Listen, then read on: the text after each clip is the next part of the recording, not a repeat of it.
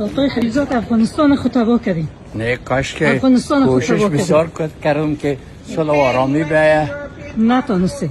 نه نشد که همکاری نکردن. از آمد ما خودم راضی نیستم که به قسمی که اوضاع آمدم و بسیار زحمت کشیدم. شما من حیث یک زن چقدر رنج میکشم از اوضاعی که پیش آمده. ما رنج میکشم که به میلیون ها دختر و زن افغان امروز به دست طالبان هستند.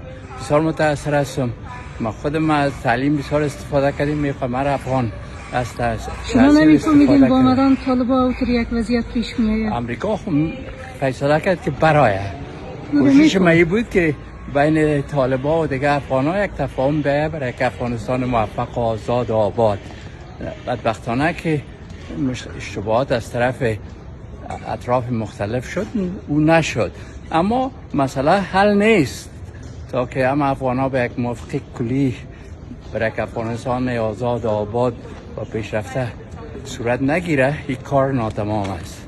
شما فکر نمیکنین که اشتباه کردین که به طالبان اعتماد کردین، به گفته ها به وعده‌ای که اونا دادن؟ مسئله اعتماد هیچ وقت نبوده.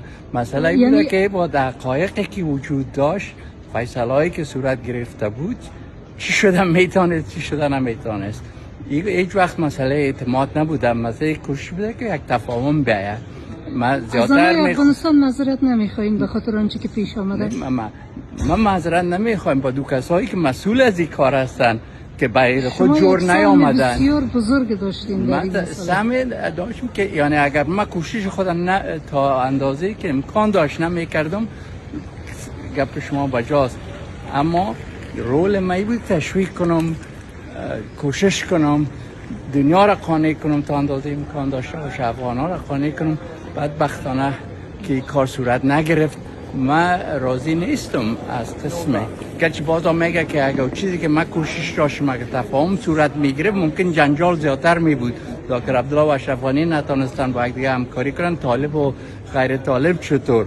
یک مشکلی هست که باید دربارش فکر کرد که چرا چانسایی که به دست میاد از استفاده درست نمیشه. شما سلامت باشین، زنده باشین.